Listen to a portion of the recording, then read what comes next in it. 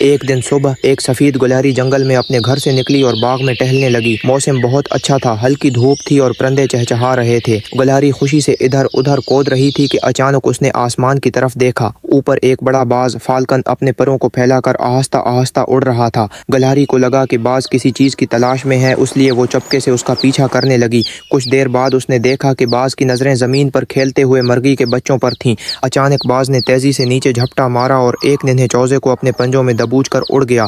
چوزے کی چیخ سن کر گلہری گھبرا گئی۔ اس نے فوراً باز کا پیچھا کیا۔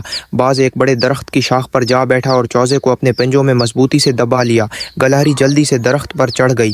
جیسے ہی باز نے دھیان ہٹایا، گلہری نے فوراً چوزے کو پکڑ کر کھینچ لیا اور نیچے چھلانگ لگا دی۔ باز غصے میں چلا آیا، مگر گلہری نے تیزی سے زمین پر پہنچ کر چوزے کو اس کی ماں مرغی کے حوالے کر دیا۔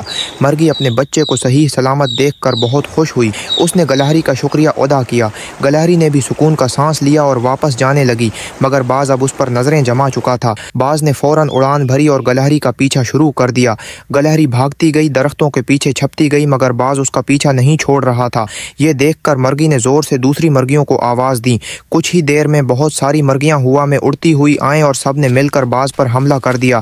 انہوں نے چونچے مارے، پروں سے جھپٹے مارے، باز کو ہر طرف سے گھیر لیا۔